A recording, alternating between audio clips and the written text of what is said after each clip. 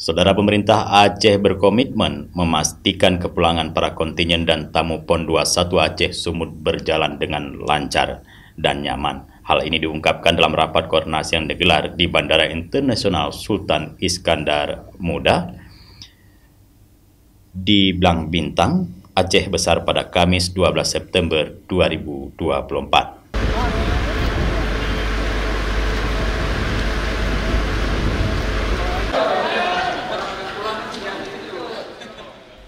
Pemerintah Aceh berkomitmen memastikan kepulangan para kontingen dan tamu PON ke-21 Aceh Sumut berjalan lancar dan nyaman. Hal ini diungkapkan dalam rapat koordinasi yang digelar di Bandara Internasional Sultan Iskandar Muda, Blang Bintang, Aceh Besar, Kamis 12 September 2024. Rapat tersebut dipimpin oleh PLH Sekda Aceh Azwardi yang diikuti para asisten dan kepala SKPA terkait, serta perwakilan dari Angkasa Pura dan maskapai penerbangan seperti Garuda Indonesia, Lion Air, Air Asia, dan Citylink.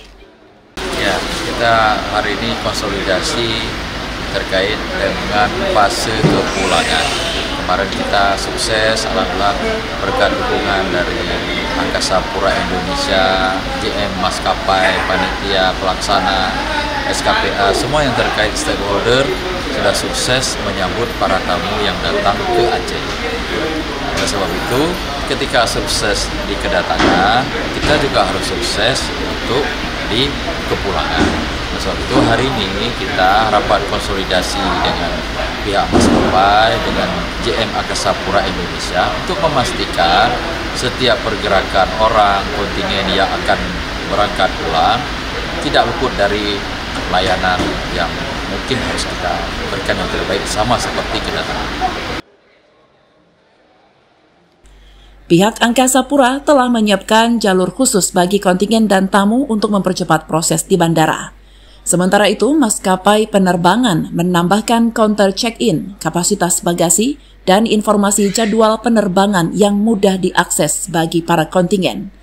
Dengan kerjasama yang baik antara pemerintah Aceh, Angkasa Pura, dan maskapai penerbangan, diharapkan para tamu PON 21 dapat meninggalkan Aceh usai seluruh pertandingan usai dengan pengalaman yang positif. Dari Aceh Besar, Tim Liputan Aceh TV melaporkan.